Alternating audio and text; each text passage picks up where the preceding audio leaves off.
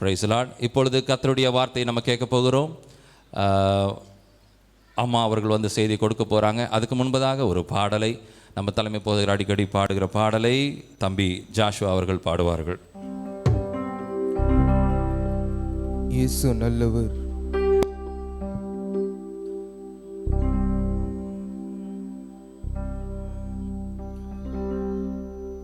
உன்னதத்திலே ஓசன்னா, உன்னதத்திலே ஓசன்னா, தேவராஜனுக்கு உன்னதத்திலே ஓசன்னா, உன்னதத்திலே ஓசன்னா.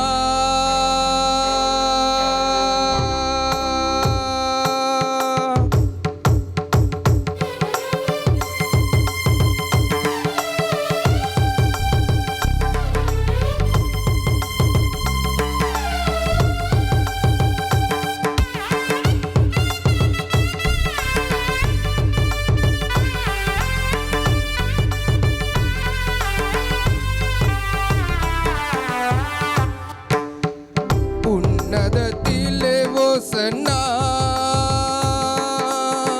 உன்னதத்திலே ஓசன்னா, தேவராஜனுக்கு உன்னதத்திலே ஓசன்னா,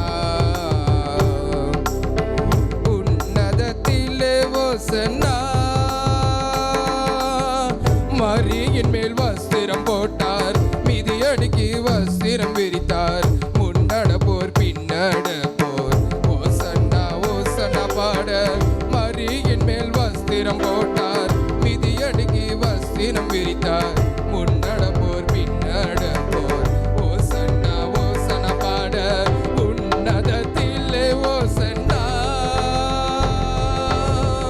உன்னதத்திலே ஓசன்னா, தேவராஜனுக்கு உன்னதத்திலே ஓசன்னா,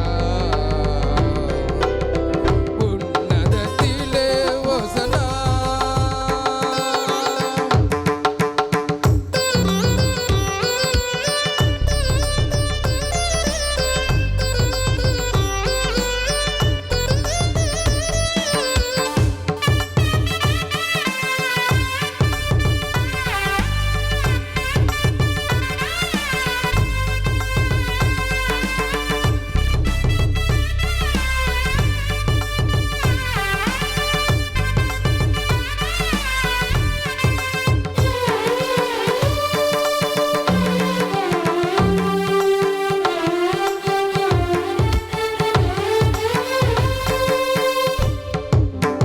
கர்த்தரின் நாமத்தினாலே ஸ்தோத்தரிக்கப்பட்டவர், தாவீதின் ராஜ்யம் ஆசீர்வதிக்கப்படுவதாக. கர்த்தரின் நாமத்தினாலே ஸ்தோத்தரிக்கப்பட்டவர், தாவீதின் ராஜ்யம் ஆசீர்வதிக்கப்படுவதாக. உன்னிடத்தில் வருகிறவர் நீதி நெறியுள்ளவர், உன்னிடத்தில் வருகிறவர் நீதி நெறியுள்ளவர், ரட்சிக்கிற தேவன் அதோ தாண்டோராய். தாழ்மையுள்ள கழுதை மேலேறி மூவுலகோர் அறிய நீதன், தாழ்மையுள்ள கழுதை மேலேறி மூவுலகோர் அறிய நீதன், முத்தொழிலின் வித்தகராஜன் முன்னும் பின்னும் ஓசன பாட. முத்தொழிலின் வித்தகராஜன் முன்னும் பின்னும் ஓசன பாட. உன்னதத்திலே ஓசன்னா, உன்னதத்திலே ஓசன்னா, தேவராஜனுக்கு உன்னதத்திலே ஓசன்னா, உன்னதத்திலே ஓசன்னா.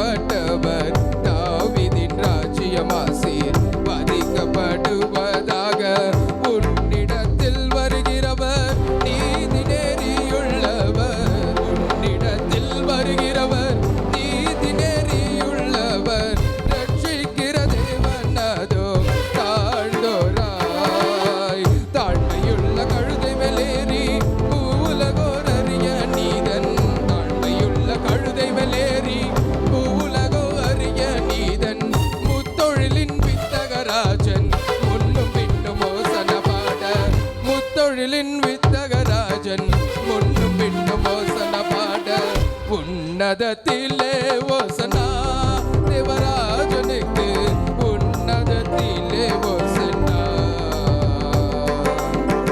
உன்னதத்திலே ஓசனா மரியின் மேல் வஸ்திரம் போட்டார் நிதி அடுக்கி வஸ்திரம் விரித்தார் முன்னடப்போர் பின்னடப்போர் ஓசன்னா ஓசன பாட மரியின் மேல் வஸ்திரம் போட்டார் மிதி அடுக்கி வஸ்திரம் விரித்தார் முன்னடப்போர் பின்னடப்போர் ஓசன்னா ஓசன பாட உன்னதத்திலே ஓசன்னா உன்னதத்திலே ஓசன்னா தேவராஜனுக்கு உன்னதத்திலே ஓசன்னா உன்னதத்திலே ஓசன்னா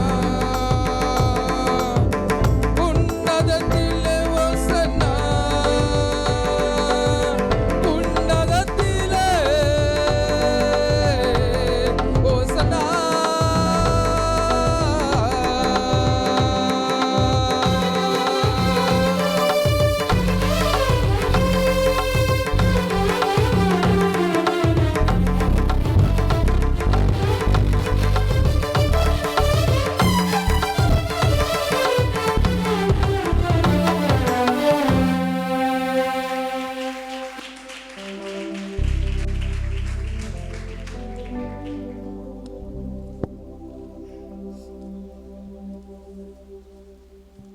கர்த்தருடைய பரிசுத்த நாமத்திற்கு மகிமை உண்டாதாக.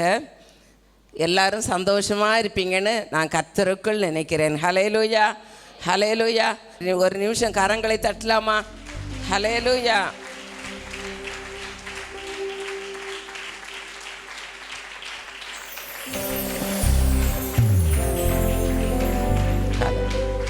ஹல்லேலூயா. இந்த நாள் ஒரு முக்கியமான நாள். எல்லாரும் நினைவு கூறப்பட வேண்டியதான நாள் என்று பார்க்கிறோம். எருசலேம் என்றாலே அது கர்த்தருடைய நகரம் என்று பார்க்கிறோம். அந்த கர்த்தருடைய நகரத்தில் கர்த்தர் பவனியாக வருகிறார் என்று நாம் வேதத்திலே வாசிக்கிறோம். இந்த வேத பகுதி எல்லாருக்கும் தெரிந்த பகுதி தான். ஆனாலும் வருஷத்தில் ஒரு முறை நம்ம இதை தியானிக்கிறோம், நினச்சி பார்க்குறோம். நம்ம அடிக்கடி நினைத்தாலும் சபையாக சேர்ந்து நாம் இதை நினைவு கூறும்படிக்கு நாம் கர்த்தருடைய சமூகத்தில் கடந்து வந்திருக்கிறோம். கர்த்தருடைய நாமம் மகிமைப்படுவதாக. ஆண்டவராகிய இயேசு கிறிஸ்து சிலுவையில் அறையப்படுவதற்கு 4 நாட்களுக்கு முன்னதாக அவர் பவனி வருகிறதை பார்க்கிறோம். ராஜாவாக பவனி வருகிறார். ஹல்லேலூயா. அவர் ராஜாவாக பவனி வருகிறார். அவரை கனப்படுத்தி அவரை ராஜாவாக அழைத்து கொண்டு வருகிறதை நாம் பார்க்கிறோம். மத்தேயு 8ஆம் அதிகாரம் 31, 33, யோவான் 12:16 இந்த வசனங்களிலே நாம் படிக்கும்போது, ஆனால் சீஷர்களுக்கு இது என்ன தெரியல. அவங்களுக்கு முதல்ல இது தெரியல. எதற்காக ராஜாவை இயேசு கிறிஸ்துவை இப்படி பவனியாக அழைத்து வருகிறார்கள் என்று சீஷர்களுக்கு முதல்ல இது புரியவில்லை. கர்த்தருக்கு ஸ்தோத்திரம் உண்டாதாக. ஆனால் ஒருத்தருக்கு 400-500 வருஷத்துக்கு முன்னாலேயே தெரியும். சகரியாவின் புஸ்தகம் 9ஆம் அதிகாரம் 9வது வசனத்தை படிங்க. சீயோன் குமாரத்தியே மிகவும் களிகூறு, எருசலேம் குமாரத்தியே கம்பீரே, இதோ உன் ராஜா உன்னிடத்தில் வருகிறார். அவர் நீதி உள்ளவரும் ரட்சிக்கிறவரும் தாழ்மை உள்ளவரும் கழுதையின் மேலும் கழுதை குட்டியாகிய மரியின் மேலும் ஏறி வருகிறவருமாய் இருக்கிறார் என்று சகரியா 400-500 வருஷங்களுக்கு முன்னதாகவே தீர்க்க தரிசனம் உரைத்ததை நாம் வேதத்திலே பார்க்கிறோம். அப்படியானால் சீஷர்களுக்கு முதல்ல தெரியல. ஆனால் பேதுரு என்ன சொல்கிறாரு, இந்த ஊர்வலம் இந்த பேரணி வரும்போது ஆண்டவர் கஷ்டப்பட வேண்டிய நாட்களை தங்களுடைய சீஷர்களிடத்தில் சொல்லும்போது, ஆண்டவரே இது உமக்கு நேரிடக்கூடாது, இது உங்களுக்கு சம்பவிக்கக்கூடாது, இப்படியெல்லாம் பேதுரு சொல்லுகிறதை நாம் வேதத்திலே வாசிக்கிறோம். கர்த்தருக்கு ஸ்தோத்திரம். ஆனால் பிதாவினுடைய நோக்கத்தை பார்க்கும்போது பிதாவானவர் என்ன செய்கிறார் என்றால், அவருடைய நோக்கம் ஆண்டவராகிய இயேசு கிறிஸ்து எருசலேம் வழியாக வர வேணும், இரத்தம் சிந்தப்பட வேணும், பாடுபட வேணும், பாவிகளின் கையினால் பாடுபடுத்தப்பட்டு சிலுவையில் அறைய வேணும். அதுதான் பிதாவினுடைய நோக்கம். கர்த்தருக்கு ஸ்தோத்திரம். அந்த நோக்கம் இருந்தபடியினால இயேசு கிறிஸ்து தன்னை அர்ப்பணித்ததாக நாம் பார்க்கிறோம். அர்ப்பணித்ததாக பார்க்கறது மட்டும் இல்லை, சீஷர்கள் சொல்லும்போது கூட ஆண்டவர் சொல்கிறாரு, நான் பிதாவின் சித்தத்தை செய்து முடிப்பதே என்னுடைய போஜனமாக இருக்கிறது என்று சொல்லி ஆண்டவராகிய இயேசு கிறிஸ்து சொல்லுகிறதை நாம் பார்க்கிறோம். ஆனால் தேவனாகிய கர்த்தருக்கு எல்லாம் தெரியும். கர்த்தருக்கு ஸ்தோத்திரம் உண்டாதாக. உலக தோற்றத்திற்கு முன்னே அவர் எல்லாவற்றையும் அறிந்தவராக காணப்பட்டார் என்று பார்க்கிறோம். ஆனால் மத்தேயு 21ஆம் அதிகாரம் 2ஆம் வசனத்தில் 7-8 வசனத்துல எல்லாம் நாம் படிக்கும்போது, உங்களுக்கு எதிரே இருக்கிற கிராமத்துக்கு போங்க, அங்கே ஒரு கழுதையையும் அதனோட ஒரு குட்டியையும் கழுதை குட்டியையும் கட்டியிருக்க காண்பீர்கள். 2 சீஷர்களை அழைத்து கிராமத்துக்கு ஆண்டவர் அனுப்புகிறாரு. அங்கே ஒரு கழுதை கட்டி இருக்கிறது, அதை அவிழ்த்து கொண்டு வாருங்கள் என்று ஆண்டவர் அனுப்புகிறார். ஏனென்றால் அவர் கழுதை குட்டியை அவிழ்த்து கொண்டு வரும்படி, அது இருவழி சந்தில் கட்டப்பட்டிருக்கிறது, அந்த கழுதையை நீங்கள் அவிழ்த்து கொண்டு வாருங்கள் என்று சொல்லி அனுப்புகிறார். அந்த வேத பகுதி நமக்கு தெரியும். ஏன் அவிழ்க்கிறீங்கன்னு கேட்டால், இது ஆண்டவருக்கு தேவை. அதுபோல் நம்ம எல்லாருக்கும் யாருக்கு தேவை? ஆண்டவருக்கு தேவை. நம்ம எல்லாரும் எந்தெந்த ஊரில் இருக்கிறோமோ, எந்தெந்த கிராமத்தில் இருக்கிறோமோ, ஆனால் எங்கே இருந்தாலும் எல்லாரும் என்னை ஆண்டவராகிய இயேசு கிறிஸ்துவுக்கு தேவை.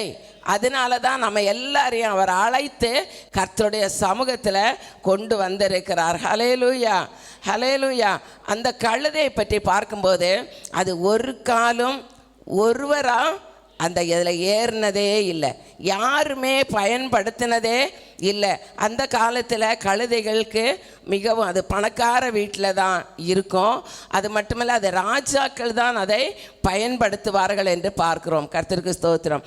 ஆனால் அப்படிப்பட்டதான ஒரு கழுதையை அவர் அவிழ்த்து கொண்டு வரும்படி சொல்லுகிறார். அது மட்டும் இல்லை, அதில் யாரும் இதுவரையும் அந்த கழுதையுமே பிரயோஜனப்படுத்தலை, அதை பயன்படுத்தலை. அது புது கழுதையாக காணப்படுகிறது. அதை கொண்டு வர சொல்லி அதன் மேலே வஸ்திரத்தை விரிக்கிறார்கள். அது கழுதைக்கு மேலே வஸ்திரத்தை விரிக்கிறார்கள். அந்த கழுதை ஆண்டவராகிய இயேசு கிறிஸ்துவை அதில் உட்கார வைக்கிறது மட்டும் இல்லை, அந்த கழுதையின் மேலே அவர் பவனி போகும்போது தங்களுடைய வஸ்திரங்களை கீழே விரிக்கிறார்கள் என்று பார்க்கிறோம். வஸ்திரங்களையும் மரக்கிளைகளையும் அதில் படிங்களேன், 8வது வசனம் 7வது வசனம். கழுதையும் குட்டியும் கொண்டு வந்து அவைகள் மேல் தங்கள் வஸ்திரங்களை போட்டு அவரை ஏற்றினார்கள். திரளான ஜனங்கள் தங்கள் வஸ்திரங்களை வழியிலே விரித்தார்கள். திரளான ஜனங்கள் தங்கள் வஸ்திரங்களை வழியிலே விரித்தார்கள்.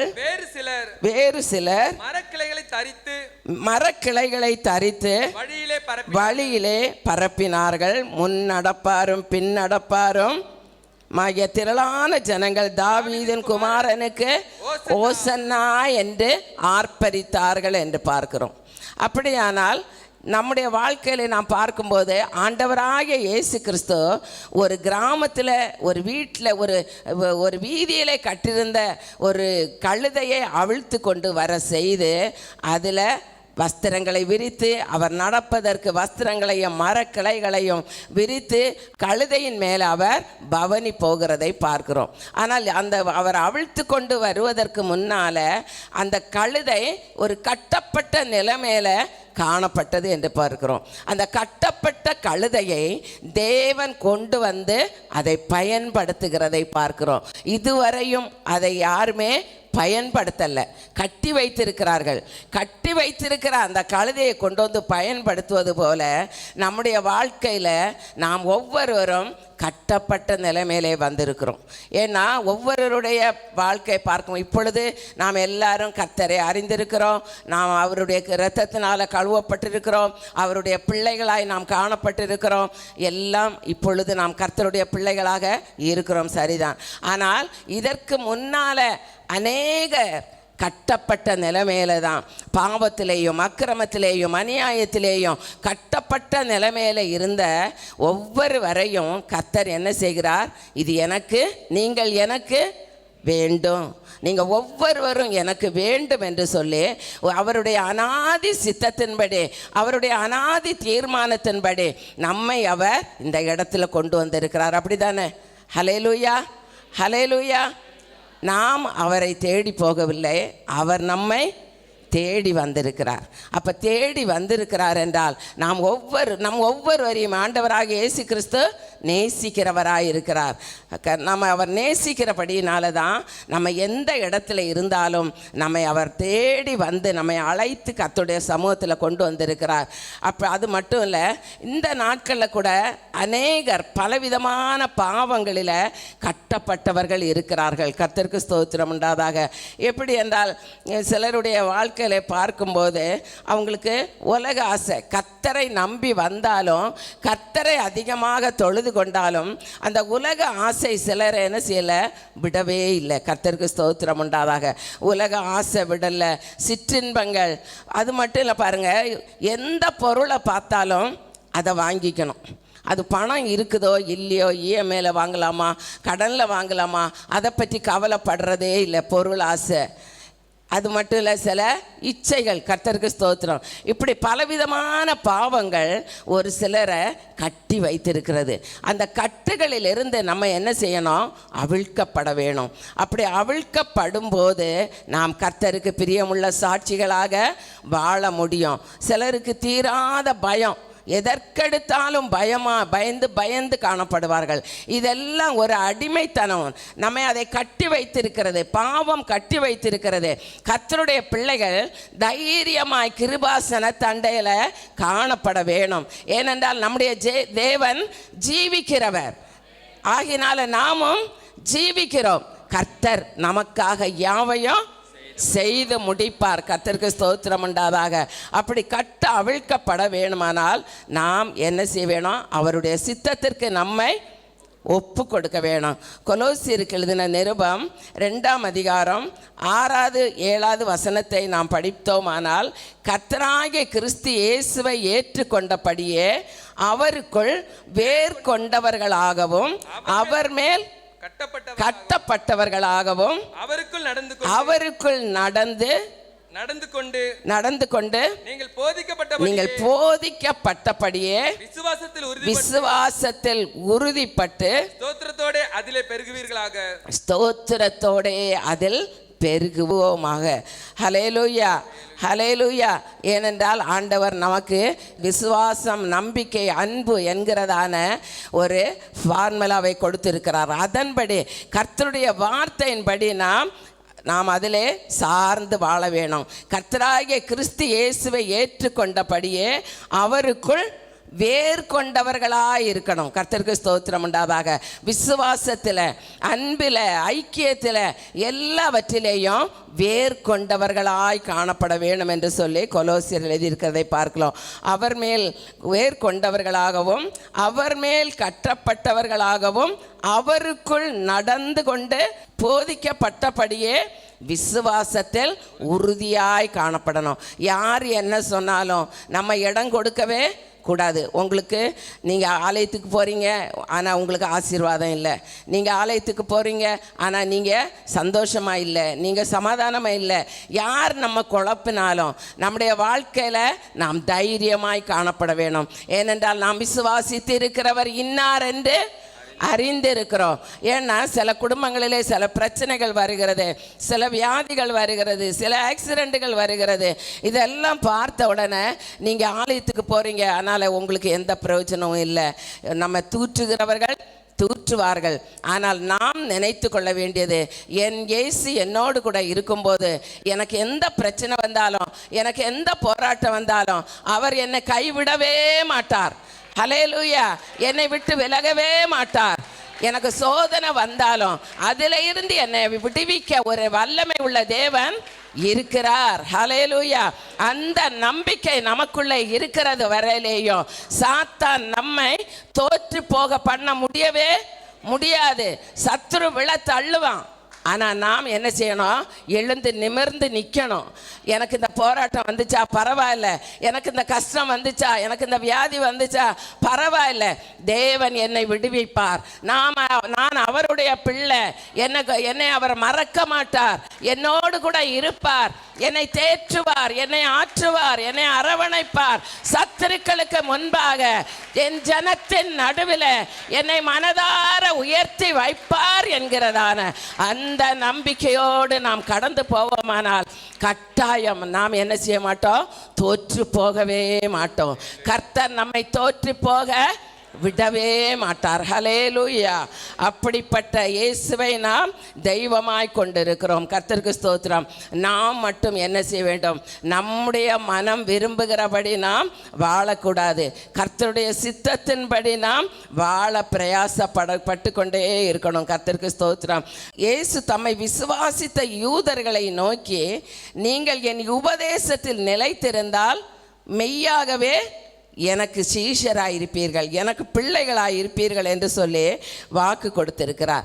இயேசு அவரை விசுவாசித்த யூதர்களை பார்த்து சொல்லுகிறார், என் உபதேசத்தில் நீங்கள் நிலைத்திருந்தால் மெய்யாகவே நீங்கள் எனக்கு சீஷராயிருப்பீர்கள், சத்தியத்தை அறிவீர்கள், சத்தியம் உங்களை விடுதலையாக்கும் என்று சொல்லப்பட்டிருக்கிறது. கர்த்தருக்கு ஸ்தோத்திரம். அப்படியானால் அவருக்குள்ள அவருடைய உபதேசத்தில் நாம் நிலைத்திருக்கணும். அவருடைய உபதேசம் என்ன? பாவத்தை வெறுக்கணும், கர்த்தருடைய பாதத்தில் காத்திருக்கணும். காத்திருந்து அவருடைய வார்த்தைகளின்படி நாம் நடந்து கொள்ளும்போது கர்த்தர் நமக்கான காரியங்களை அவர் பார்த்து கொள்ளுவார். கர்த்தருக்கு ஸ்தோத்திரம் உண்டாதாக. அப்படியானால் நிச்சயமாகவே தேவனாகிய கர்த்தருடைய கரம் நம் ஒவ்வொருவருடைய தலையின் மேலும் இருக்கிறது. நாம் அவருடைய பிள்ளைகள், அவருக்குள்ளே நாம் நிலைத்திருக்கிறவர்களாய் காணப்படுகிறோம். ஆனால் நாம் வேதத்தில் வாசிக்கிற வண்ணமாக நாம் பார்க்கும்போது ஒரு கழுதையை அவிழ்த்து கொண்டு வாருங்கள் என்று சொன்னார். கழுதை என்றால் இக்காலத்தில் அது மதிக்கப்படாத ஒரு ஜீவனாய் காணப்படுகிறது. ஆனால் அந்த நாட்களிலே அது மதிப்புள்ளதாய் காணப்பட்டது. ராஜாக்கள் அவர் அந்த கழுதையின் மேலே பவனி வருவார்கள் என்று பார்க்கிறோம்.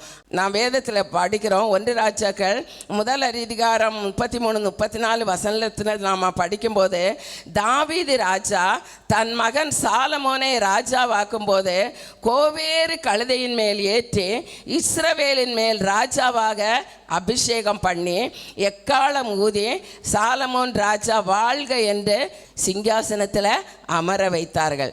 சாதாரண உலக பிரகாரமான ஒரு தேசத்துக்குள்ள ஒரு ராஜா. கர்த்தருக்கு ஸ்தோத்திரம். ஆனால் அதே போல் 1 ராஜாக்களின் புஸ்தகம் 9 அதிகாரம் 13 வசனத்தில் நம்ம படிக்கிறோம், எகு ராஜாவாகும் போது தங்கள் வஸ்திரங்களை படிகளின் உயரத்தில் கீழே விரித்து எக்காலம் ஊதி வரவேற்றார்கள் என்று பார்க்கிறோம். இது உலக பிரகாரமான ராஜா. ஆனால் நம்முடைய ராஜா உலகத்துக்கே ராஜா. சர்வ ஜனத்துக்கும் சர்வ மக்களுக்கும் உலகத்தில் இருக்கிற எல்லா மக்களுக்கும் அவர் ராஜாவாய் காணப்படுகிறார்.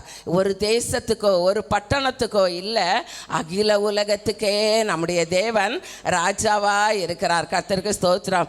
சாலமோன் ராஜாவை கொண்டு போய் அவரை ஒரு சிங்காசனத்தில் உட்கார வச்சாங்க. ஆனால் நம்முடைய தேவன் எங்கே உட்கார்ந்து இருக்கிறாரு? நம்ம எல்லாருடைய இருதயத்துக்குள்ளும் உட்கார்ந்து இருக்கிறாரு. அப்படிதானே? நம்ம எல்லாரும் இயேசு கிறிஸ்துவை எங்கே வைத்திருக்கிறோம்? நம்ம இருதயத்துக்குள்ளே வச்சிருக்கிறோம். அப்போ நம்ம இருதயத்துக்குள்ளே அவரை வைத்திருக்கும் போது நமக்கு எந்த விதமான கஷ்டமும் அணுக விடமாட்டார். வாதை உன் கூடாரத்தை அணுகாது, பொல்லாப்பு உங்களுக்கு நேரிடாது என்று சொன்ன வசனத்தின்படி நிச்சயமாகவே தேவனாகிய கர்த்தர் நம்மை அவர் பாதுகாக்க, நம்மை பரிசுத்தமாய் வழிநடத்த அவர் வல்லமை உள்ள தேவனாய் இருக்கிறபடியினால அவரை எப்பொழுதும் நம்முடைய இருதயத்தில் வைத்து கொள்ள வேணும். இருள் பூமியையும் காரிருள் ஜனங்களையும் மூடும், ஆனாலும் கர்த்தர் உங்கள் மேலே உதிப்பார். யார் உலக பிரகாரமான மக்களை காரிருள் சூழ்ந்து கொண்டாலும் கர்த்தருடைய பிள்ளைகளுடைய இருதயத்துக்குள்ளே ஆண்டவர் வந்திருக்கிறார். கர்த்தருக்கு ஸ்தோத்திரம் உண்டாதாக. தேவனாகிய கர்த்தர் நம்ம இருதயத்துக்குள்ளே இருக்கிறபடியினால நாம் கலங்க வேண்டிய அவசியமே இல்லை. ஏதாவது ஒரு சோதனைகள் வேதனைகள் வரும், மனுஷனுக்கு நேரிடுகிற சோதனைகள். ஆனால் அதில் இருந்து கர்த்தர் நம்மை தப்பித்து கொள்ளுகிற மார்க்கத்தை அவர் காட்டுவார் என்று சொல்லி நாம் பார்க்கிறோம். கர்த்தருக்கு ஸ்தோத்திரம் உண்டாதாக. அப்படியானால் நம்முடைய தேவன் அவர் பெரியவர், பெரிய காரியங்களை செய்கிற தேவனாய் இருக்கிறார் என்று சொல்லி பார்க்கிறோம். இந்த வஸ்திரங்களை விரித்தார்கள் என்று பார்க்கிறோம். வஸ்திரங்கள் என்று சொல்லும்போதே அது ஒரு மேன்மைக்குரிய காரியம். ஏன்னா இப்போ உலகத்தில் சொல்லுவாங்க ஆள் பாதி ஆடை பாதி. ஒரு மனுஷனுடைய மேன்மை அவங்க எவ்வளவு வசதி உள்ளவங்கன்னு தெரிஞ்சுக்கணும்னு சொன்னால் உலகத்தில் என்ன செய்வாங்க, வஸ்திரத்தை தான் பார்ப்பாங்க. அவங்க என்ன சேரீ கட்டியிருக்காங்க, அவங்க என்ன ட்ரெஸ் போட்டிருக்காங்க, அதை பார்ப்பாங்க. ஆனால் ஆண்டவர் அதை பார்க்குறவர் இல்லை. அவர் பார்க்குறது எதை? நம்முடைய இருதயத்தை தான் பார்ப்பார். ஆனால் உலக பிரகாரமாக வஸ்திரத்தை பார்ப்பாங்க. இவங்க பயங்கர வசதி உள்ளவங்க போல இருக்குது, இவங்க அப்படி இருக்காங்க, இதை கட்டியிருக்காங்க, அதை கட்டியிருக்காங்கன்னு. ஆனால் தேவன் அப்படி பார்க்கிறவர் இல்லை. ஆனால் இந்த ஜனங்கள் எல்லாம் என்ன செஞ்சாங்க, தங்கள் வஸ்திரங்களை எல்லாம் விரித்து அது கழுதை போவதற்கு அந்த வஸ்திரத்தை விரித்தார்கள் என்று பார்க்கிறோம். கர்த்தருக்கு ஸ்தோத்திரம் உண்டாதாக. ஆனால் தேவனாகிய கர்த்தர் நம்மை தான் அவர் மேன்மையாக பார்க்கிறார். ஹல்லேலூயா. நம்மை அவர் மேன்மையுள்ள மக்களாக, மகா மேன்மையின் மக்களாக நம்மை பார்க்கிறார் என்று சொல்லி நாம் அறிந்திருக்கிறோம்.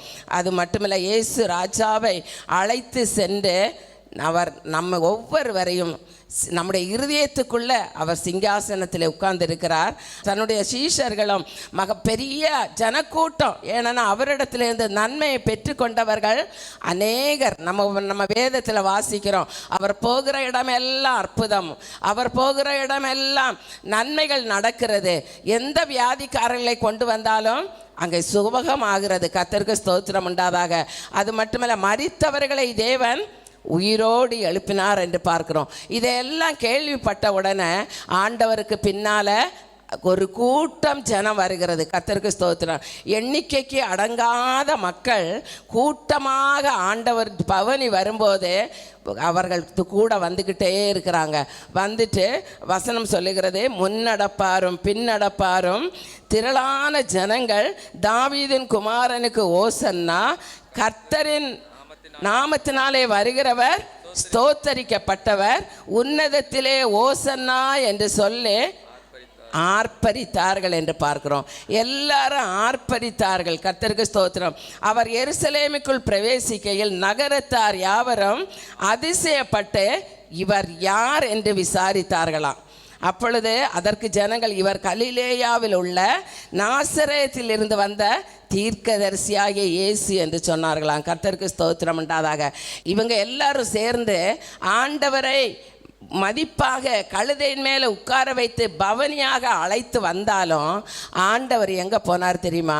அவர் மதிப்பும் மரியாதையும் மட்டும் பார்க்குறவர் இல்லை, அவருடைய உள்ளத்துக்குள்ளே எல்லாம் என்னுடைய மக்கள் பாவமில்லாமல் பரிசுத்தமுள்ளவர்களாய் காணப்பட வேண்டும் என்பது தான் அவருடைய நோக்கமாக இருக்கிறது. அவர் எங்கு சென்றார் என்று பார்க்கும்போது, இயேசு தேவாலயத்தில் பிரவேசித்து ஆலயத்தில் விற்கிறவர்களும் கொள்ளுகிறவர்களுமாகிய யாவரையும் வெளியே துரத்தி காசுக்காரருடைய பலகைகளையும் புறா விற்கிறவர்களின் ஆசனங்களையும் கவிழ்த்து என் வீடு ஜெப வீடு என்னப்படும் என்று எழுதியிருக்கிறது, நீங்களோ அதை கள்ளர் குகை ஆக்குகிறீர்களே என்றார். கர்த்தருக்கு ஸ்தோத்திரம்.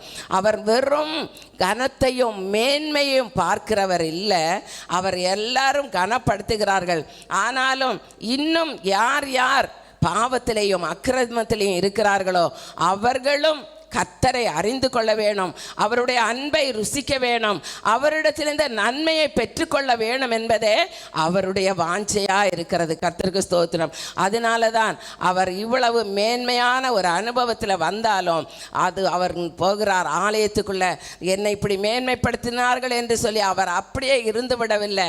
இன்னும் கர்த்தருடைய ஆலயத்தில் இன்னும் பரிசுத்தம் இல்லையே, கர்த்தருடைய ஆலயத்தில் இன்னும் பக்தியா இல்லையே, ஏதோ ஏனோதானே என்று வருகிறார்களே, ஏதோ கடமைக்காக வருகிறார்களே அப்படி என்று சொல்லி அங்கே அந்த ஆலயத்திற்குள்ள போய் அந்த ஆலயத்தை பரிசுத்தப்படுத்துகிறதை பார்க்கிறோம். அப்பொழுது குருடரும் சப்பானிகளும் தேவாலயத்திலே அவரிடத்தில் வந்தார்கள், அவர்களை தேவன் சொஸ்தமாக்கினார். கர்த்தருக்கு ஸ்தோத்திரம் உண்டாதாக. அப்படியானால் நாம் யோசித்து பார்க்க வேணும். அவர் பாவிகளை நேசிக்கிறார், பாவத்தை வெறுக்கிறார், பாவிகளை நேசிக்கிறார். கர்த்தருக்கு ஸ்தோத்திரம். அந்த சந்தர்ப்பத்திலேயும் யார் யார் பலவீனத்தோடு சுகவீனத்தோடு கர்த்தருடைய சமூகத்தில் வந்தார்களோ அவர்கள் எல்லாரையும் ஆண்டவர் விடுவித்தார் என்று பார்க்கிறோம். கர்த்தருக்கு ஸ்தோத்திரம். அப்படியானால் நம்முடைய தேவன் அவர் பெரியவர், அவர் எப்பொழுதும் அற்புதங்களை செய்கிறவரும் அதிசயங்களை செய்கிறவரும் மக்களுக்கு நன்மை செய்கிறவராகவே அவர் சுற்றி திரிந்தார் என்று பார்க்கிறோம். அவர் செய்த அதிசயங்களையும் தாவீதின் குமாரனுக்கு ஓசன்னா தேவ என்று தேவாலயத்திலே ஆர்ப்பரிக்கிற பிள்ளைகளையும் பிரதான ஆசாரியர் வேத பாரகர்களே பிரதான ஆசாரியரும் வேத பாரகரும் கண்டு இவங்களுக்குள்ள கோபம் வந்துச்சு. இவங்க எல்லாரும் ஆண்டவரை மகிமைப்படுத்துகிறாங்களே, இயேசுவை கனப்படுத்துகிறார்களே என்று அவர்களுக்கு கோபம் வந்துச்சு. கர்த்தருக்கு ஸ்தோத்திரம் உண்டாதாக. அவர்கள் அவரை நோக்கி, இவர்கள் சொல்லுகிறதை கேட்கிறீரே, இவர்களை நிறுத்துங்க ஆண்டவரை, இவங்க இதெல்லாம் சொல்லக்கூடாது அப்படின்னு அவங்க வெறுத்தாங்க. ஆனால் ஆண்டவர் சொல்லியிருக்கிறத பாருங்க, அந்த வசனத்தை படிங்க.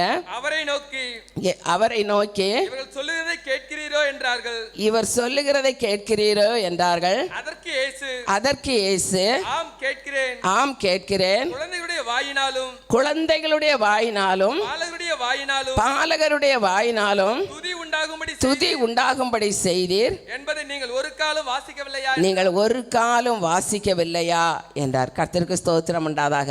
அப்ப ஆண்டவரை மகிமைப்படுத்தினவர்களை, ஆண்டவரை புகழ்ந்தவரை, அவரை துதித்து பாடினவர்களை உலகம் என்ன செய்யும்? வெறுக்கும், ஏளனமாய் பேசும். நீங்கள் இப்படி துதிக்காதுங்க, நீங்கள் ஏன் இப்படி கத்துறீங்க, நீங்கள் ஏன் இப்படி பேசுறீங்க அப்படி என்று பரியாசம் பண்ணுவாங்க.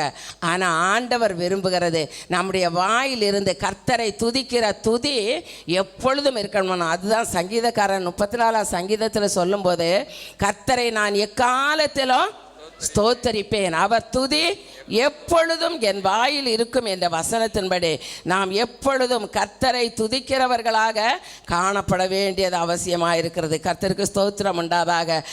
யோவானுக்கு எழுதின சுவிசேஷம் 12ஆம் அதிகாரம் 19வது வசனத்தில் நாம் படித்தோம். கர்த்தருக்கு ஸ்தோத்திரம். படிங்க 19வது வசனம். அப்பொழுது பரிசேயர் ஒருவரை ஒருவர் பார்த்து, நீங்கள் செய்வதெல்லாம் வீணென்று அறிகிறது இல்லையா? இதோ உலகமே அவருக்கு பின் சென்று போயிட்டே. ஹல்லேலூயா, ஹல்லேலூயா.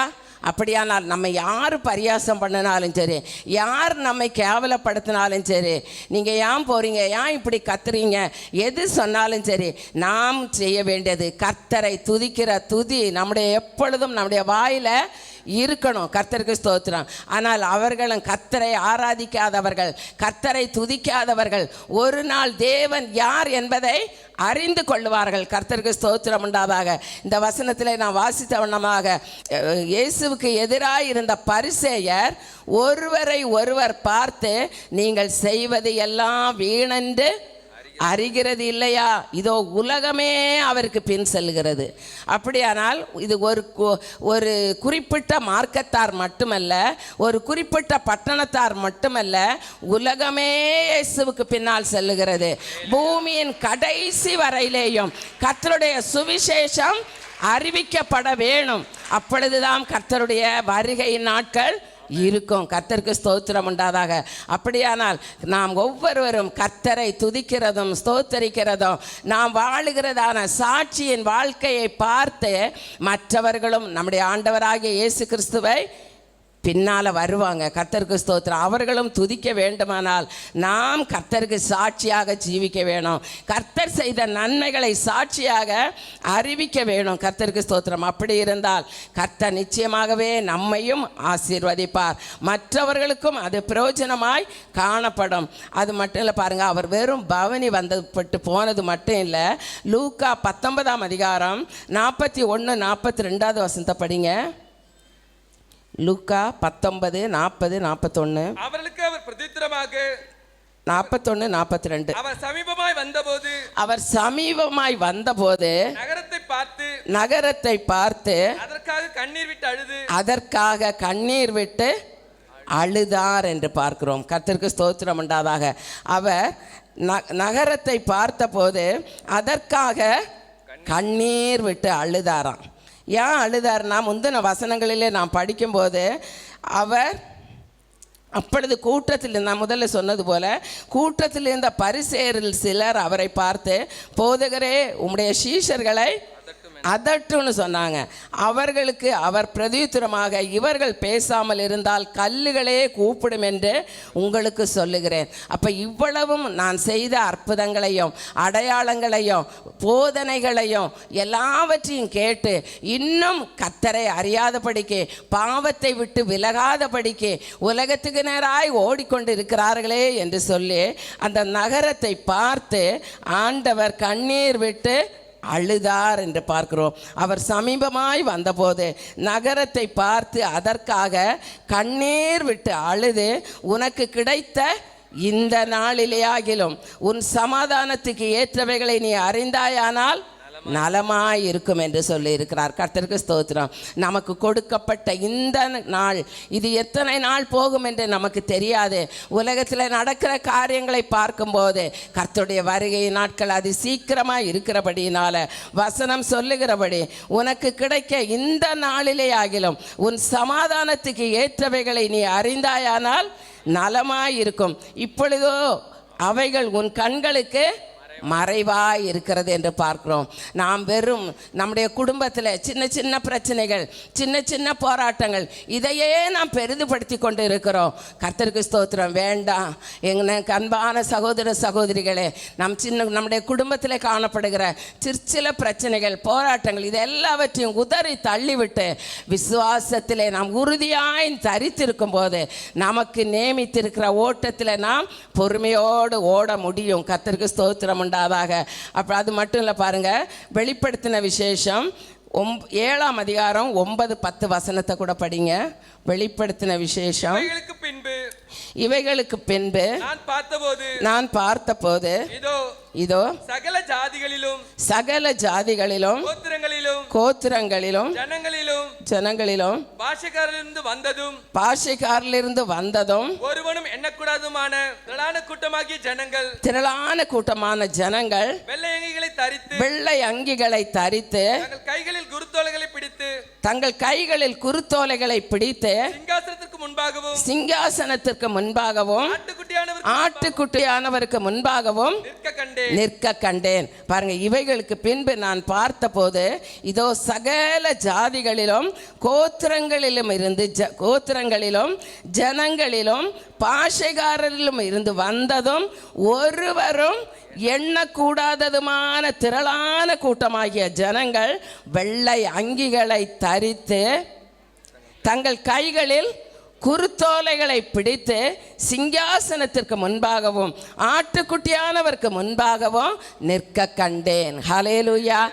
ஆண்டவர் பவனி போகும்போதே குருத்தோலைகளை எல்லாம் பிடித்து உன்னதத்தில் இருக்கிற தேவனுக்கு ஓசனா என்று ஆர்ப்பரித்தார்கள் என்று பார்க்கிறோம். ஆனால் இங்கே பார்க்கும்போது வசனம் சொல்லுகிறது, தங்கள் கைகளிலே குருத்தோலைகளை பிடித்து சிங்காசனத்திற்கு முன்பாகவும் ஆட்டுக்குட்டியானவருக்கு முன்பாகவும் நிற்க கண்டேன் என்று பார்க்கிறோம். அடுத்த வசனம் படிங்க.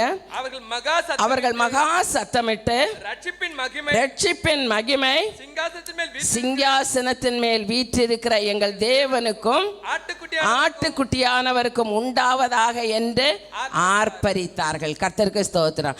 நமக்கு கொடுக்கப்பட்டிருக்கிற இந்த நாட்களில் நாம் மகிழ்ச்சியோடு கர்த்தரை துதிக்கவும் அவரை ஆர்ப்பரிக்கவும் நாம் கடமைப்பட்டிருக்கிறோம். கர்த்தருக்கு ஸ்தோத்திரம் உண்டாதாக. நாம் எதையும் பார்க்காதபடிக்கு எந்த போராட்டமோ எந்த பிரச்சனையோ எது வந்தாலும் என் இயேசு என்னை விடுவிப்பார், என் இயேசு என்னை பிரித்தெடுத்து வைத்திருக்கிறார், அவருடைய பிள்ளையாக வைத்திருக்கிறபடினால எந்த சந்தர்ப்பத்திலேயும் என்னை வெட்கப்பட விடமாட்டார். அதனால நான் என்ன செய்வேன்? கர்த்தரை துதிப்பதை விடமாட்டேன், அவரை ஆர்ப்பரிப்பதை நான் விடவே மாட்டேன் என்கிறதான அந்த நம்பிக்கையோடு நாம் காணப்படும் போது கர்த்தர் நிச்சயமாகவே நம்மை அவர் ரட்சிப்பார். கர்த்தருக்கு ஸ்தோத்திரம் உண்டாதாக.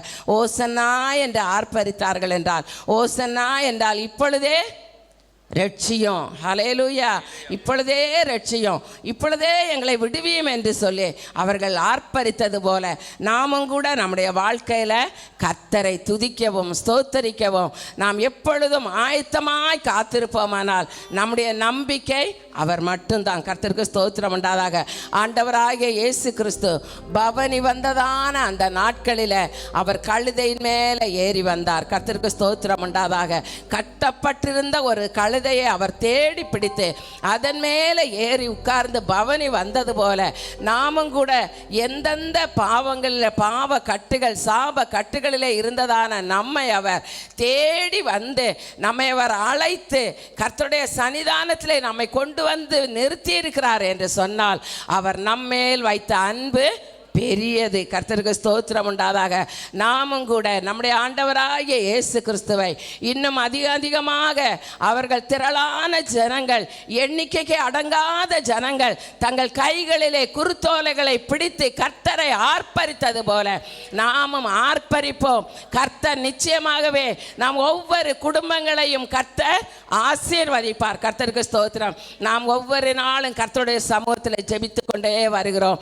ஆண்டவரே, எங்கள் குடும்பத்தில் இருக்கிறதான பாவங்கள் சாபங்கள் வியாதிகள் நெருக்கங்கள் ஆசீர்வாத குறைவுகள் எல்லாவற்றையும் கர்த்தர் எடுத்து போடும் என்று சொல்லி நாம் ஜெபித்து கொண்டே இருக்கிறோம். நம்முடைய ஜெபத்தை கேட்கிறவர், நம்முடைய கண்ணீரை காண்கிறவர், நம்மை பெருமூச்சை கேட்கிற தேவன். அவர் நம்மை ஒருபோதும் அவர் விட்டுவிடவே மாட்டார். கர்த்தருக்கு ஸ்தோத்திரம். ஏன்னா நம்முடைய கண்ணீரை பார்க்கிறவர் மட்டும் இல்லை, நம்முடைய பெருமூச்சின் சத்தத்தை கூட அவர் கேட்கிறார். கர்த்தருக்கு ஸ்தோத்திரம். என் பிள்ளை கஷ்டப்படுதா, என் பிள்ளை நெருக்கப்படுதா, என் பிள்ளை வியாதியில் இருக்குதா, என் பிள்ளை பற்றாக்குறையில் இருக்கிறதா என்று சொல்லி ஒவ்வொன்றையும் அவர் அறிந்து அறிந்து நம்மை ஆசீர்வதிக்க அவர் வல்லமை உள்ள தேவனாய் இருக்கிறபடினால நம்முடைய குறைவுகள் எல்லாவற்றையும் கர்த்தரிடத்தில் நாம் தெரிவிப்போம். கர்த்தர் நிச்சயமாகவே நம்மை ஆசீர்வதிக்கவே ஆசீர்வதித்து பெருகவே பெருக பண்ணுவார். இந்த நாட்களில் நாம் ஜெபிப்போம், கர்த்தரிடத்திலிருந்து நன்மையை பெற்றுக்கொள்வோம், ஆசீர்வாதத்தை சுதந்தரிப்போம். ஓசன்னா என்று நாம் ஆர்ப்பரிப்போம். ஹல்லேலூயா. இப்பொழுதே ரட்சியும், இப்பொழுதே எங்களை ரட்சியும் என்று சொல்லி நாம் கேட்போம். கர்த்தர் நம்மை ஆசீர்வதிப்பாராக. கர்த்தருடைய நாமத்துக்கு மகிமை உண்டாதாக. ஹல்லேலூயா.